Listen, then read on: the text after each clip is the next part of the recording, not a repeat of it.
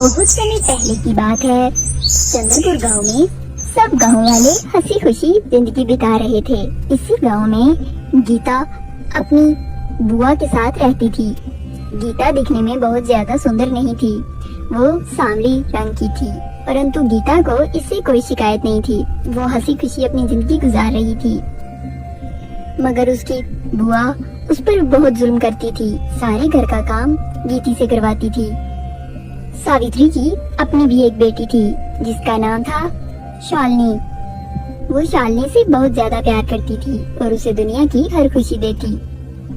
माँ, मेरे school shoes बहुत पुराने हो गए हैं, क्यों ना मैं नए स्कूल शूज ले लूं? क्या कहती हैं आप माँ? अरे बेटी, आज तक तुमने जो कुछ मांगा है, कभी ऐसा हुआ है कि तुम्हें ना मिला हो? मेरे पास जो कुछ भी है सभी कुछ तेरा ही है मेरा बेटा। वो इतनी बातें कर ही रही होती हैं, तभी वहाँ पर गीता आ जाती है। माँ, इसको देखो, ये क्या कहने आई है? बुआ, मेरा स्कूल बैग फट गया है और उसमें बुक्स नहीं रखनी होती। मेरी टीचर कह रही थी कि मुझे एक नए बैग की आवश्यकता है। आप प्लीज मुझे ले देंगी ना? अरे चुप करके वही पुराना बैग पहन कर जा, वरना चुप करके घर बैठ जा। तेरी ख्वाहिशें मैं पूरी नहीं कर सकती। माफ कीजिए बुआ, वो फट चुका है अब, वो मैं कैसे यूज कर सकती हूँ? उसमें अब बुक्स नहीं आती।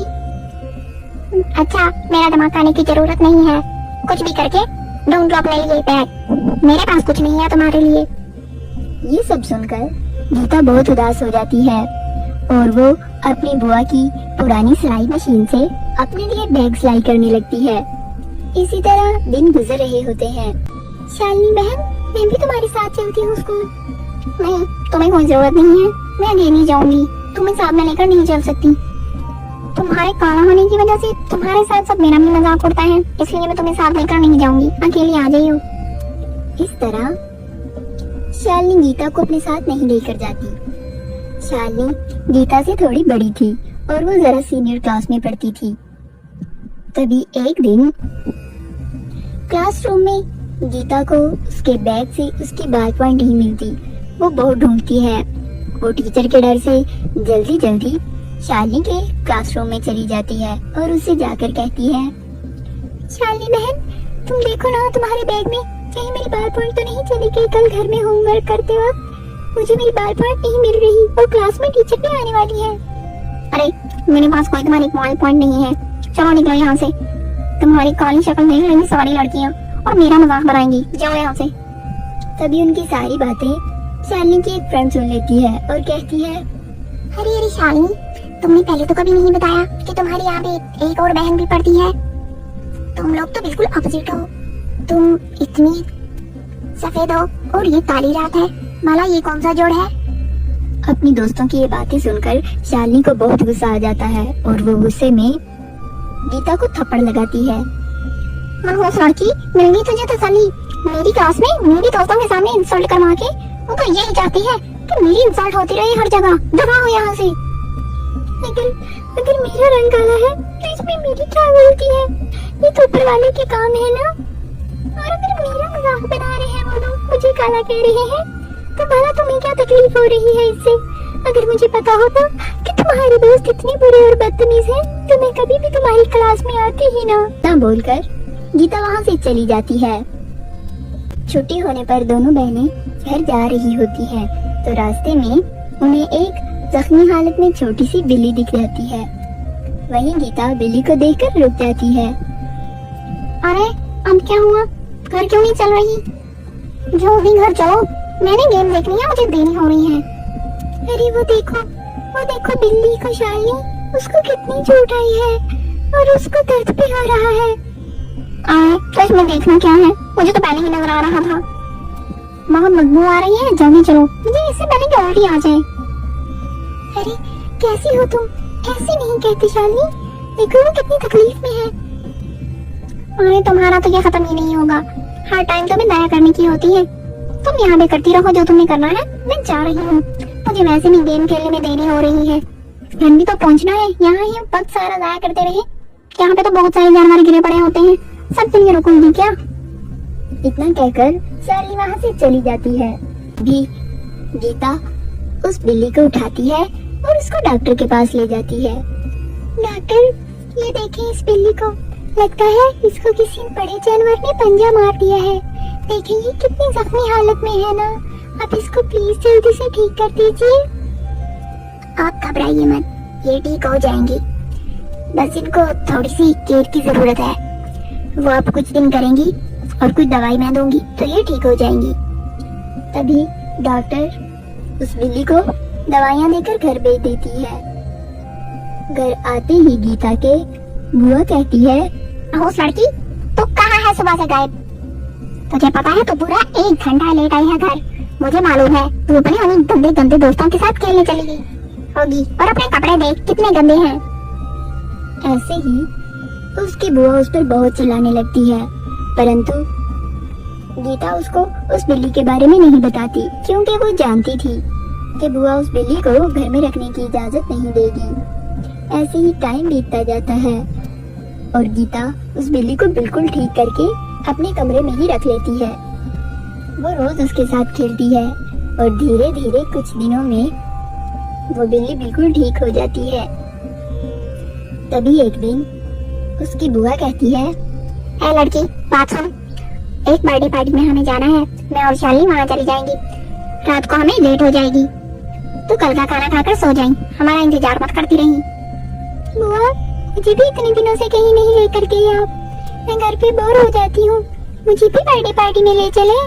बर्थडे पार्टी में जाने के लिए शक्ल और कपड़े अच्छे होने जरूरी हैं, जो कि दोनों तेरे पास नहीं है। तू चुप करके घर बैठ, हो सकता है वहाँ पे किसी अच्छे लड़के का रिश्ता मिल जाए और मेरी शालिनी की वहाँ शादी हो जाए, मगर तुझे मैं लेकर गई तो मेरी बेटी का स्टेटस डाउन हो जाएगा। तू चुप करके घर ही रह और काम काज कर। ऐसे ही कुछ बातें करके शालिनी के साथ सावित्री चली जाती है। तभी गीता अपनी बिल्ली से बातें करते हुए बोलती है, कैटो, तुम्हें पता है बुआ मुझे कभी भी किसी फंक्शन पे नहीं लेके जाती, क्योंकि मेरा रंग काला है। वो ये नहीं सोचती कि मेरा भी दिल करता है फंक्शन पे जाने का, मेरा भी दिल करता है अच्छे अच्छे कपड़े पहनने का, मगर वो तो समझती है कि मैं काली हूँ और मुझको घर ही रहना चाहिए। पार्टी केक खाना, नए नए दोस्त बनाना, वहाँ पे अच्छे अच्छे लोगों से मिलना मेरा दिल करता है, मगर बुआ कभी भी नहीं मुझे कहीं लेकर जाती। उसकी ये सारी बातें सुनकर कैटो कमरे में दौड़ती हुई बाहर निकल जाती है। वहीं गीता भी उस कैटो के पीछे पीछे चली जाती है। दौड़ते दौड़ते वो जंगल के पार आ जाती हैं और वहाँ उसको एक बहुत बड़ा दरख्त नजर आता है, जिस पर बहुत ज्यादा सोने की लिपस्टिक, नेल पॉलिश और सारा सोने का जादुई मेकअप पड़ा लटका होता है। ये सब देखकर गीता बहुत हैरान होती है और बोलती है, अरे अरे कैटो, तुम मुझे कहाँ ले आई? ये तो बहुत ही बड़ा और जादुई कीट का दरख्त है। भला तुम्हें कैसे पता कि ये यहाँ था? ये तो बहुत अच्छा है, मगर ये इतना सारा मेकअप मेरे किस काम का? लोग तो मुझे फिर भी कल्लू कलमुही कहकर ही बुलाएंगे। गीता ऐसे बोल ही रही होती है, तभी उस दरख्त से आवाज आती है, गीता, तुम एक भाग्यशाली लड़की हो। मैं बरसों से यहाँ रहती हूँ, मगर आज तक ये दरख्त किसी को दिखाई नहीं दिया। तुम्हें दिखाई दिया है। तुम जरूर एक ईमानदार और साफ दिल लड़की हो, तभी तुम मुझे देख सकती हो। मुझे मालूम है तुम्हें सब काले रंग की वजह से बहुत परेशान करते हैं। तुम ये मेकअप ले लो। तुम जैसे ही ये मेकअप लगाओगी तो तुम एक सुंदर लड़की में बदल जाओगी। ये सारी बात सुनकर गीता जल्दी से वो मेकअप लगा लेती है। मेकअप मुंह पर लगाते ही वो एक बहुत ही सुंदर और सुशील लड़की में बदल जाती है। वो अपने ऊपर इतना खूबसूरत फ्रॉक देखकर हैरान रह जाती है। फिर वो खुशी से नाचते हुए उस दरख्त का धन्यवाद करती है और वहाँ से उसी बर्थडे पार्टी में चली जाती है। उसकी बुआ के दोस्त के बेटे की बर्थडे पार्टी बहुत ही सुंदर और शानदार थी, मगर गीता की सुंदरता उस पार्टी को 4 चांद लगा रही थी। तभी अर्जुन की नजर गीता पर पड़ती है और वो उसको देखकर फौरन उसको पसंद कर लेता है। अर्जुन का दिल गीता पर आ चुका था और वो भरी महफिल में गीता को शादी के लिए प्रपोज करता है। अर्जुन, मैं तुम्हारी फीलिंग्स को समझ सकती हूँ, मगर इतना बड़ा फैसला मैं अपनी माँ से पूछे बगैर नहीं ले सकती। ये कहकर वो अपनी बुआ को बुलाती है। बुआ, मैं आपकी बेटी गीता हूँ। शायद आप मुझको पहचान ही नहीं पा रही। अगर आप मुझको इजाजत दे तो मैं अर्जुन को शादी के लिए हाँ बोल दूँ। ये सब देखकर सावित्री को कुछ समझ नहीं आ रहा होता और वो जल्दी में गीता को हाँ बोल देती है। बस कुछ ही देर में पार्टी खत्म हो जाती है और सब लोग घर चले जाते हैं। हाँ, कुछ समझ नहीं आ रही कि वो पार्टी में इतनी सुंदर लड़की कौन आ गई थी। अच्छा खासा वो मुझे पसंद कर रहा था अर्जुन। ये जाने मनहूस कौन थी। वो दोनों माँ बेटी आपस में बातें कर रही होती हैं। तभी वहाँ पर गीता आ जाती है। अरे माँ, यही है वो लड़की। इसी ने अर्जुन को अपने प्यार के जाल में फंसा लिया और मेरा अर्जुन छीन लिया मुझसे। मेरी शादी उससे होने वाली थी और ये मनहूस आ गई बीच में। क्यों रे, बताती क्यों नहीं है? कौन है तू और कहाँ से आई है? क्यों तूने मेरी बेटी की जिंदगी खराब की? अरे माँ, आप मुझको पहचान क्यों नहीं रही? मैं आपकी बेटी हूँ, मैं गीता हूँ। आप क्यों नहीं मुझे पहचान रही? ऐसे कहकर वो सारी बात अपनी बुआ को बताती है और ये सब सुनकर वो लोग हैरान रह जाती हैं। उसके जाने के बाद माँ, मैं किसी को भी अपने मकान इतना सुंदर नहीं देख सकती। मैं इसका बुरा हाल कर दूंगी। ऐसे ही वो दोनों आपस में बातें करते करते प्लान बनाती हैं और प्लान के मुताबिक रात होने का वेट करती हैं।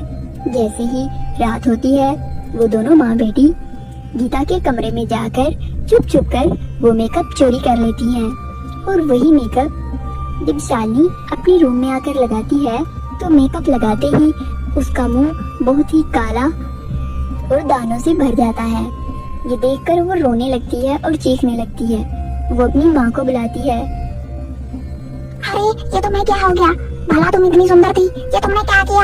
अरे हम लौट गए, हम बर्बाद हो गए। यही ऐसे ही वो चीखने चिल्लाने लगती है और उनको अपने किए की सजा मिल जाती है और शालिनी और उसकी माँ अपने किए पर बहुत शर्मिंदा होती है और पछताती हैं। वहीं दूसरी तरफ गीता हंसी खुशी अपनी जिंदगी गुजारने लगती है।